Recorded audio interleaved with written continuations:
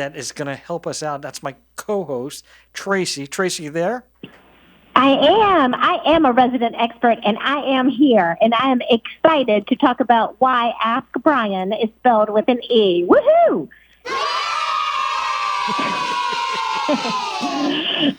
And you better just keep that finger on that button, engineer Andrew, because we are always super grateful and love to remind everyone that we couldn't even do the show without our engineer. So thank you so much. Thank you. And that also means we're low on estrogen today, but because Jen, I guess, is on vacation. But we always love Andrew when you're here. But, it just makes me the only girl in the crowd. But that's I appreciate okay. it. Well, and that's another E because now you inflated his ego.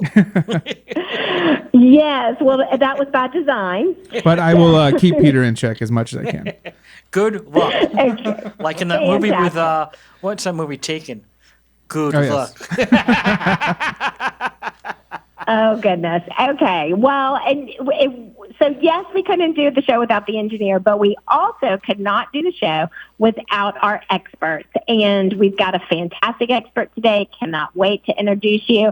But in the meantime, let's talk through what does expert status really mean? I mean, I guess at this point, I really do have 10,000 hours in the resident E's at this point since we've been doing the show for so long. But our formula is we anticipate as you begin your journey into your business niche or category or starting your business that you would spend an average of 40 hours a week over 52 weeks. And so that's taking approximately 5 years if you do it that way. However, we know no one usually spends 40 hours a week in a startup. In fact, I've been running Produce Your Podcast for 10 years, and I worked 16 hours just yesterday. So that's not healthy, I realize, and not Where's part of the the dialogue. That's just me being insane. But we just know that you could shortcut that learning curve down to about 3 years and qualify. But I know, Peter, most of the experts that we have on our show have years and years and years of experience. And that's because they are invited on to provide us a tremendous amount of education to you, our listener, who is ideally looking for solutions to shortcut your learning curve. And we have empathy for you for that. I don't know why, but okay. Yeah, I know why, because you don't know what it means. That's why. So, but we do have a tendency to get pretty enthusiastic about our show, right, Peter? I'm so excited! And we try not to blow out your eardrum. So Too late. Too late.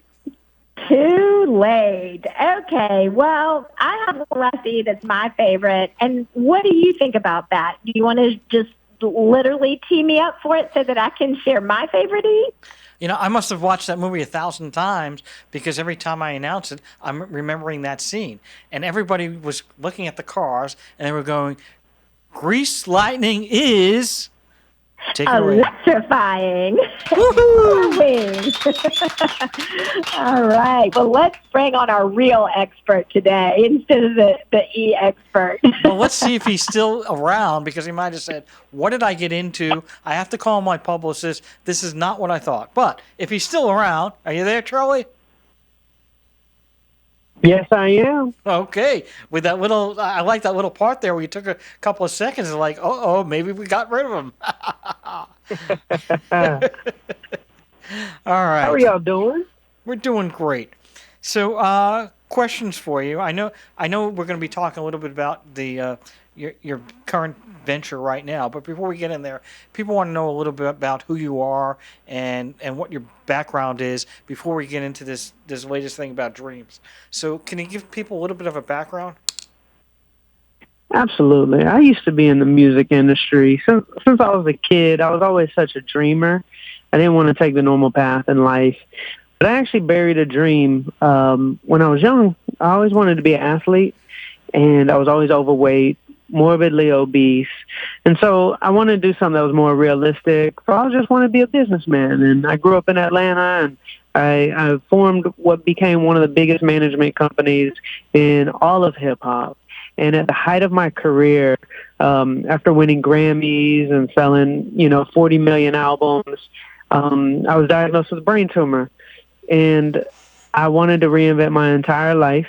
And so I left the music industry and I chased my original dream of being an athlete.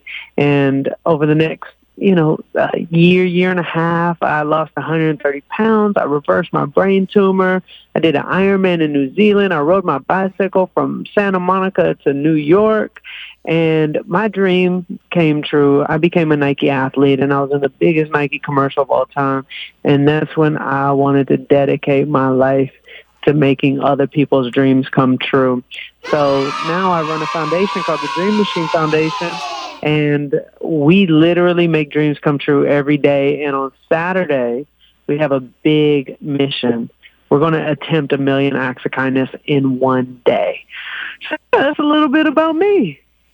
Well, there's a lot of stuff there. First of all, our co-host used to live in where? Savannah? Is that where you used to live, Tracy?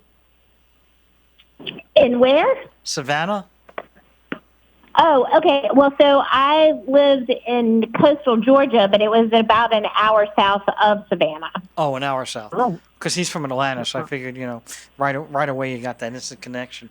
That is quite an amazing accomplishment.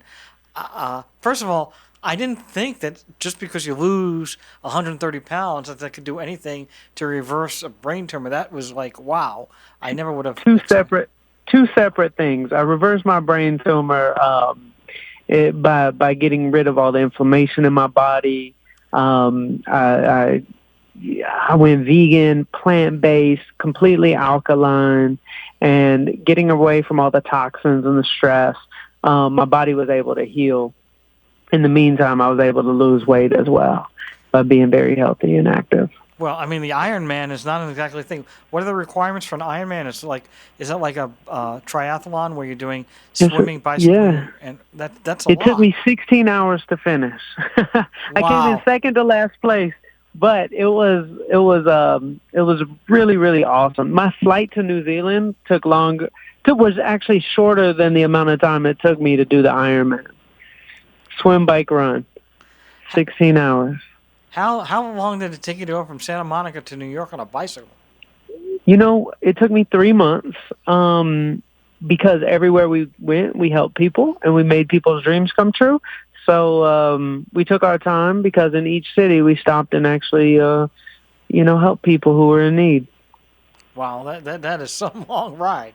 Quite an accomplishment there. We don't have the applause anymore, but we'll get it eventually. I'm a New Yorker. I have a lot of sarcasm in me, and so just a little bit. The engineer is well aware of that. Anyway, let me ask you a question because I was a long time ago was involved in the Make-A-Wish Foundation. How is your business theory different from Make-A-Wish, and what is your concept about the dreaming? Well, it's very similar, but the difference is we build things out a little bit more. Make-A-Wish, they do so many wishes a year, and they have scaled beautifully with so many different chapters. But with us, we're a small foundation. So if I meet a kid that her dream is to have a bakery business so that she could afford treatment for her rare disease, we're actually going to build her a full business. And this is a true story, a little girl in St. Louis, and we helped her build a bakery business, and she sold $500,000 worth of cookies in 2 days because we've kind of ushered in the viral internet era of philanthropy to where it's not just like me and the people in my foundation helping the little girl. It's our entire audience is helping her. And we try to create sustainability for the people we're helping so that they can have ongoing treatment and it's not just a one-time event. And we try to give all of our families and kids we're helping an environment to be a part of and things to be a part of even after the dream is done. Well, one thing I want to get into a little bit is it sounds like it takes a lot of money. I mean, to build a bakery for one person, that's not a $5,000 project. And I'm just wondering, where do you get the funding for all that? I mean, we have a great support base of companies, donors, and just our audience. We're able to pull these things off because so many people step up to help. It's not just us doing it. I mean, when we need to solve a problem, like we make some phone calls and people are always willing to step up and help with us. From the bakery to the celebrities. We do so many dreams with celebrities like Oprah or Steve Harvey or Mike Tyson or Logan and Jake Paul, Mr. Beast. I mean, so many people step up to help. So, did you know a lot of these people in your career as a manager? Is that where you met most of these people, or? You know, some of them, yes, but a lot of them are new in my life. They're introduced to me for the first time as, you know, the Dream Machine Charlie, not the music industry Charlie. And what were you doing in management? You're just managing like bands and like an agent? Yep, I managed hip-hop artists. And are you still doing that at all today? No, I retired in 2017 and haven't looked back since. Now all we do is make dreams come true. About how many people per year apply for these dreams, and about how many people are accepted? We get thousands of applications a year, and it's our goal as a foundation to, sometimes we do small dreams, sometimes we do big dreams, but the amount of people we impact every year, I mean, it just grows and grows. Like, for example, on Saturday, we're rallying our army of love. That's what we call our fan base. And we're going to do 1 million acts of kindness in one day. I'll give you an example of how an act of kindness can change somebody's life. One of my employees went to Starbucks, and she was going to do a little act of kindness for the barista. And he explained to her that earlier that day he was suicidal. And she gave him some flowers and like a little note and words of encouragement. And he said that little act of kindness saved his life. And he just needed to feel loved. He just needed to feel seen. And, you know, when I was first diagnosed with my brain tumor, an act of kindness changed my life. You know, I was scared. I locked myself in my room for months. And, you know, some people came to my front door and brought balloons. And they told me, come get outside with us. And they just kind of started my winning streak of, you know, getting back into the real world and not being so afraid. So acts of kindness are really powerful, and that's a big mission. And so if anybody in Los Angeles wants to join us for our Acts of Kindness kickoff rally, we're doing it at the Dream Factory in Culver City on 11 a.m. on Saturday.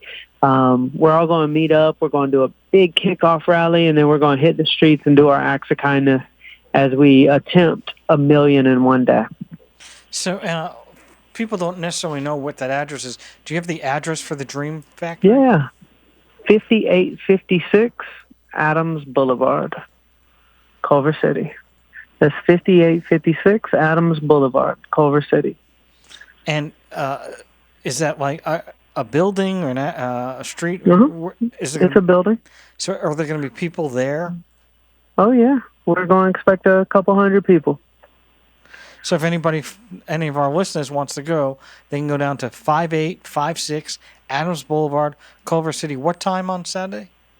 11 a.m. sharp. And that's to, and when you say acts of kindness, what are they going to be able to do at an event like that? Are they going to donate money? Are they going to try to help people in that area? What exactly? How's that going to work? I'll give you an example. I just did 20 acts of kindness earlier today. So I picked up 3 pieces of trash. That's an act of kindness to the earth.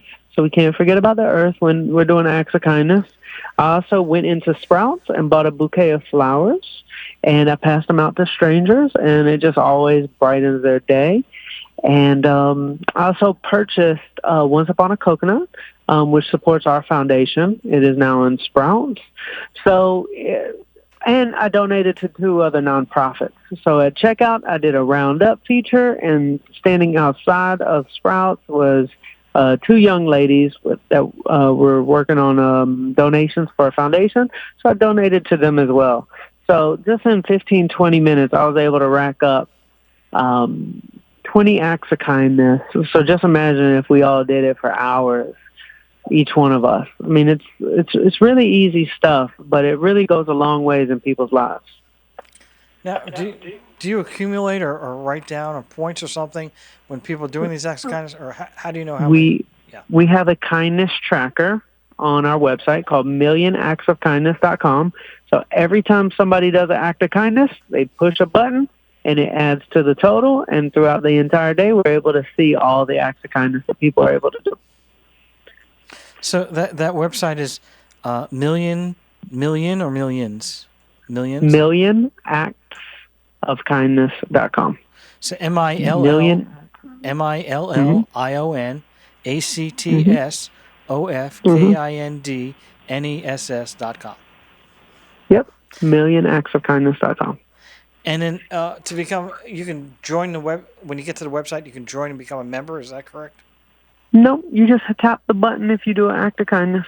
If you do 50 of it, tap it 50 times. Is it a membership site or? No. So it's just a site. So how do people apply to get their dreams? Oh, people can apply on our website, dreammachineusa.org. Oh, that's a different site. Okay. Dreammachine.org? Dreammachineusa.org. And that's the main site for you, correct? Yes, sir. And people, it'll explain to you how people can apply. And then how does that process work? So let's say our engineer Andrew wants to apply.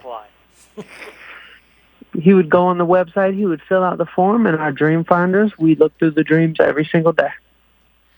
And then how often do you decide, and how do you decide? It all depends on who we're currently helping. When we see somebody who needs a miracle and we have the funds and we have the resources to be able to pull off their dream, we activate. And so, so you activate. Now, how many people are working with you? 7 employees for our foundation. Okay, so I'm just trying to get a little bit better of the process. So again, Andrew sends in an application. There must be a vetting process. Somebody must decide. How does that process work? If it's a dream we want to vet, we'll reach out to Andrew. We'll do a pre-interview, and that's where it starts. Wow, Andrew's very happy. He can't wait to join. All right, now I got the information. All right, yeah, absolutely. All right, guys. That's a Dream Machine. Well, I thank y'all so much for having me on your show. Well, our show's not over. Oh, nice. We're going to go an hour. No, it's an act of kindness for him to stay on in this interview. I think I'll add it to the button. I think he thought that because we're going to be taking a commercial break. I think we all break. get to hit the button for putting up with Peter. That's an act of kindness. So give us, we've got 1 minute, and I want you to go over 3 acts of kindness in the next 60 seconds, and we're going to go over each one of those. Tracy's going to ask you questions about those 3. So give us the top 3 dreams that you've been able to accomplish. Dreams? Well, accomplished for people that have applied. The bakery was like one, right? Yeah. So there was a kid in Florida. His name was Vincent. I went to his house because his sister was drugged on a date, and she's now in a vegetable state. And when I went to visit her, I found out her brother has Down syndrome. And I asked him what his dream is, and he said, I want to be a professional wrestler so that I can take care of my sister. His sister has to be bathed in the backyard because their house is so small, and the bathroom doesn't fit her wheelchair, and so she has to be bathed in the backyard with a water hose. So we rallied our community, and we were able to raise $120,000 for them to renovate their house. And her brother wanted to be a pro wrestler, so we activated on his dream, and we introduced him to all the people at the WWE. We got him involved with all the wrestlers, and we threw him a sold-out arena wrestling event called Dream Mania, and it was in Orlando, Florida, and it got to be his night. to show the world that he can be a pro wrestler. And he's really, really good. And he got signed by a pro wrestling management company, and he's been doing wrestling shows. So the house got remodeled. His dream came true, and Janie now has a bathroom that she can be bathed in inside. Wow. Wow, that's amazing. We got to take a break. You listen to KHTS 1220 and 98.1 FM, the Ask Brien Show. We'll be right back. Welcome back. You're listening to the Ask Brien Radio Show on KHTS 1220 and 98.1 FM. Like no other station in the world. Did you know that? Andrew, what do you think? Is this like no other station in the world? I did know that, and every week I get to hear you say it, which actually brings me joy. Thank you. You're welcome. Well, we've been interviewing a very, very exciting guest, and Tracy said, Peter, I want to ask some questions. So, Tracy, you're on. Well, I do want to ask some questions, but I just love the story that you just shared before we went into the break. And you said that you have hundreds of them, and although I would love to hear 100 more, can you tell us one or two more? They're so inspirational, they're so motivational, and I just want everyone that's in the LA area to be able to come to your event on Saturday, and I think these stories are just really helpful for that. So please share a couple more stories with us.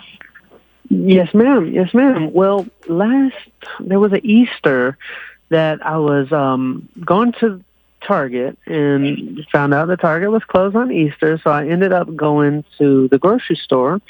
And outside the grocery store, there was a gentleman sitting on the curb, a homeless gentleman with a sign, and he was really nice to me. He said, I like your car. And I drove a blue Jeep, and he just gave me a compliment.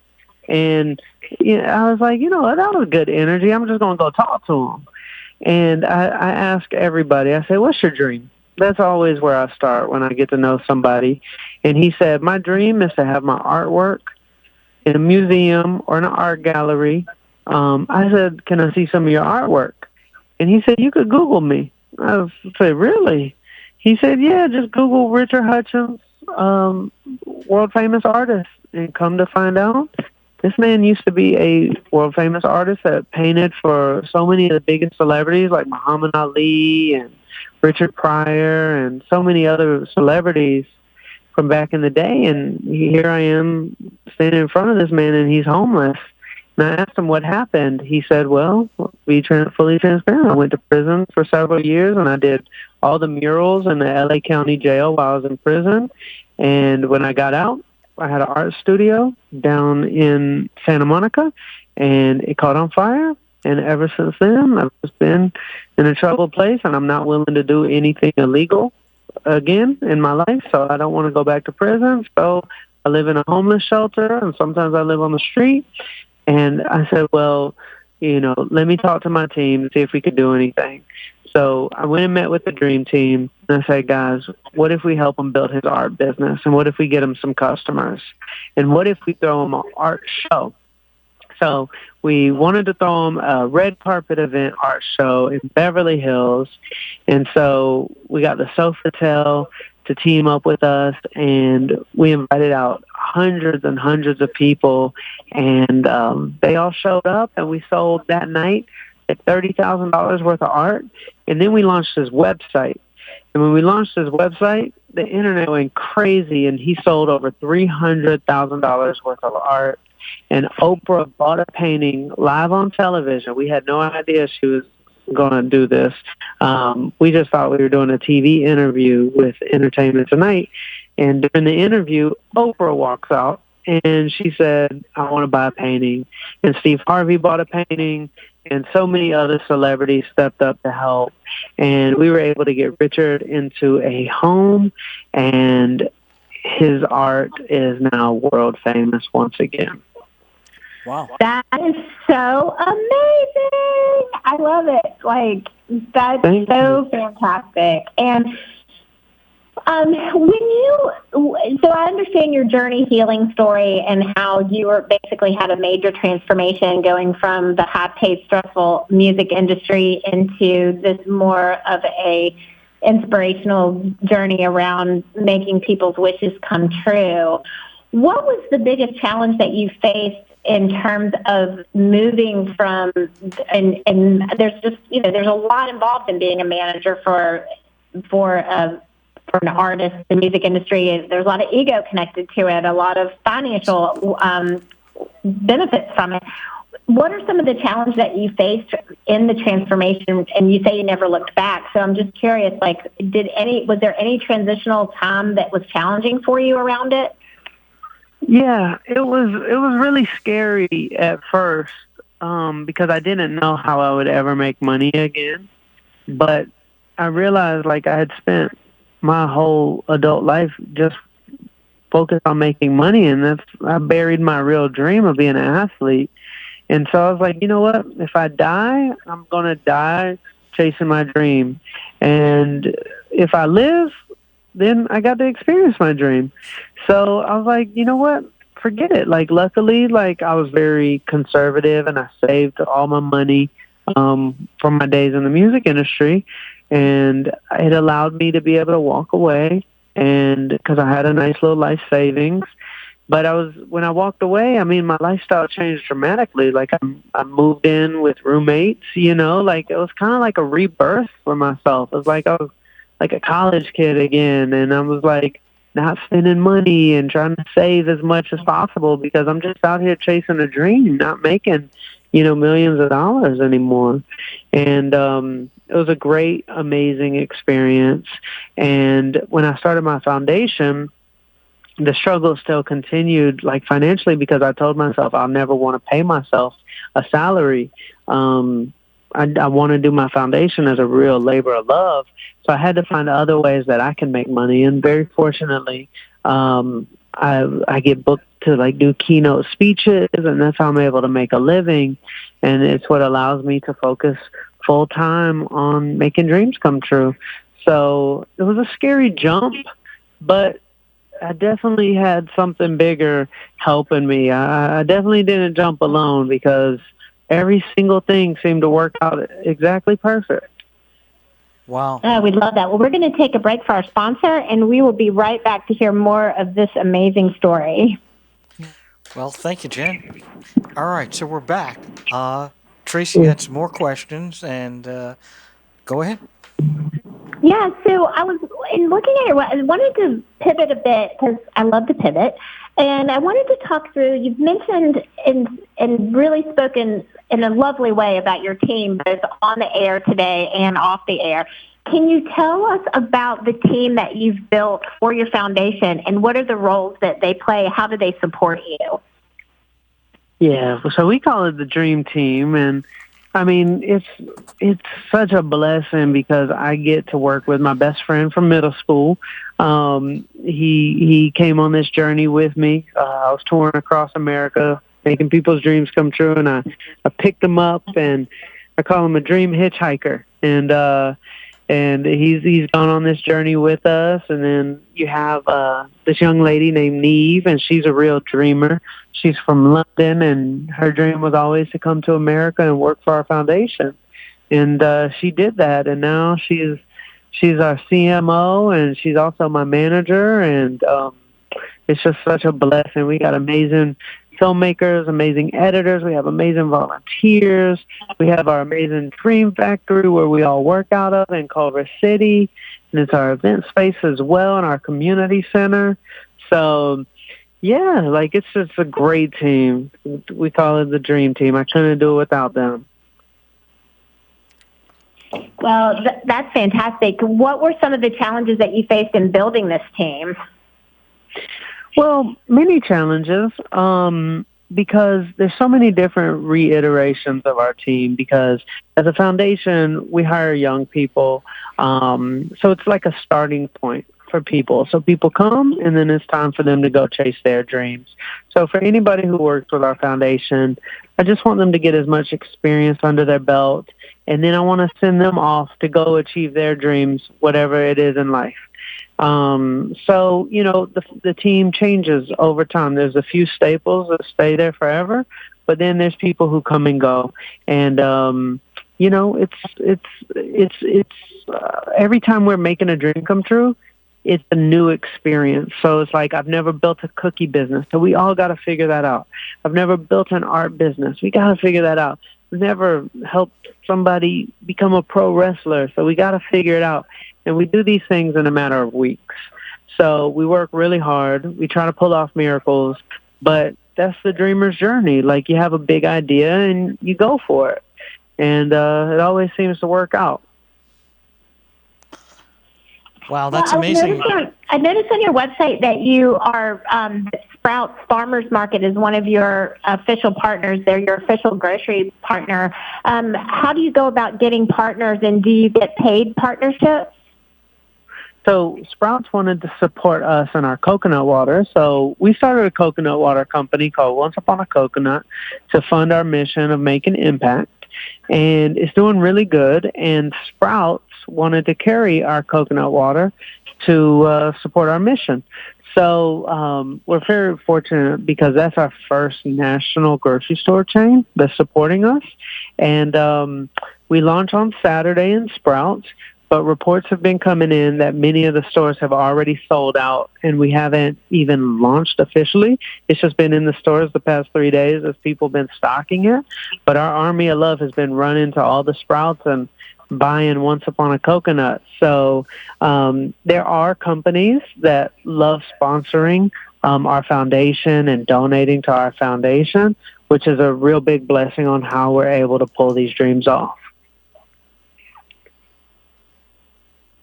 And I was going to ask you also about the development of Once Upon a Coconut, because that's a totally different business model than managing artists in the music business. Did you have people that helped partner with you on getting that product line launched? Of course, yes. So it's actually our biggest donor for our foundation. His name is John Chiarano. He's a super smart businessman. And he started Once Upon a Coconut, and he was supporting us. And I told him, I said, I think if we partnered, we could really, really help take this to a national level and a global level. And so we became business partners, and it's growing every day. We're one of the fastest growing beverages in the world right now. And in addition to that, with the Sprouts, you're also asking people to buy flowers. Tell us a little bit about that. Yeah, so one of my favorite acts of kindness is handing people flowers. It just brightens their day up.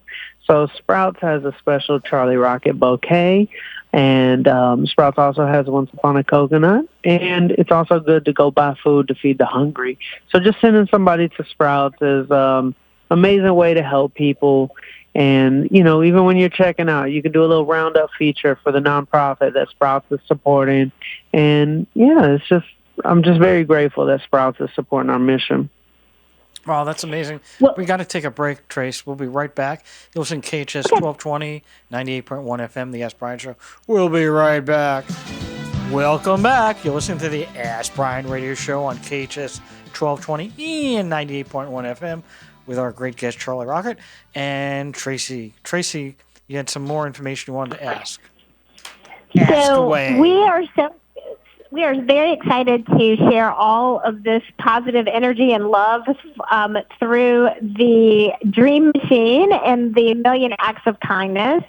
We are really want people in the Los Angeles area to show up for your event on April 6th. But if they let's say, for example, if they're listening to the podcast and that day has passed, but they still want to get involved with the Million Acts of Kindness, what is the best way for people outside of the LA area to connect with you and help continue this movement? Well, the best way is on social media. If you have Instagram or TikTok, you can see everything we're doing on my page. My Instagram page is just Instagram.com/Charlie or just @Charlie. Same with TikTok. It's just @Charlie. And you can also follow the Dream Machine page. So Dream Machine USA is the Instagram. And that's where we do all of our live updates. That's where we post all of our events and missions. And for our Million Acts of Kindness, you can be anywhere in the world. Just when you do your act of kindness, just go to millionactsofkindness.com and log your act of kindness. And if you want to email us, you can find our email on dreammachineusa.org. Yeah, I was actually on the site, and I love some of these acts of kindness because there's things that you don't actually think about. And like one, for example, that I really love is to donate a vacation or sick day to a colleague who's struggling. I think you have some I hope everyone will go to the website because there's some just really simple but good ideas like holding the elevator for somebody. It's just so simple, right? And holding doors open or buying a movie ticket for the person behind you, giving up your seat to an elderly or pregnant person. I mean, it's just such a great motivational thing to just put all of this kindness out into the world. And I love some of the suggestions that you have. Clear a teacher's Amazon wish list. We know how hard the teachers work. So that's really amazing. And, and I love this one too. Leave money in a vending machine. Like, how cool is that if you went to buy a soda and you found money in a vending machine or paying for someone's expired parking meter? They're just really simple things that don't cost, in some cases, don't even cost any money, but can cost very little money, but make such a huge difference.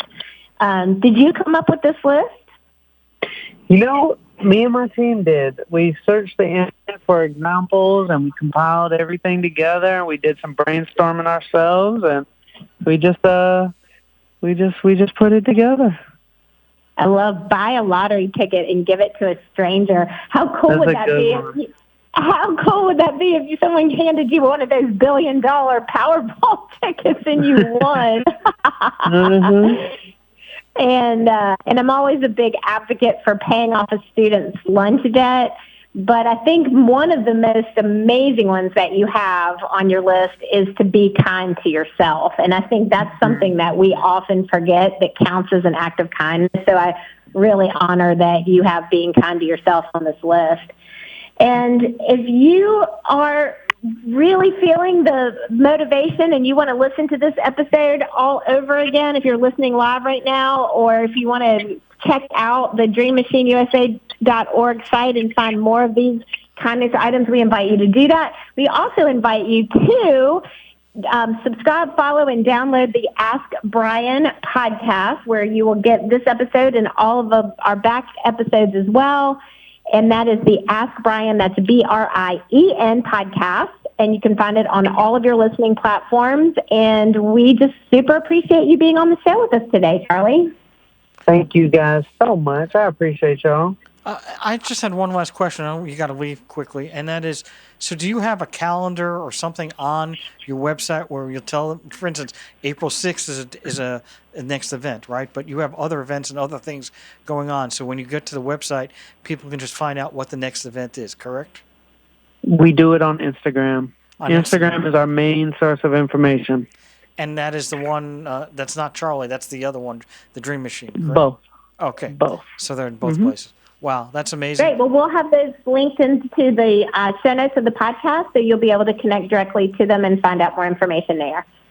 Thank you, guys. Thank you very much. You're listening to the Ask Brien radio show on KHTS 1220 and 98.1 FM. Over and out.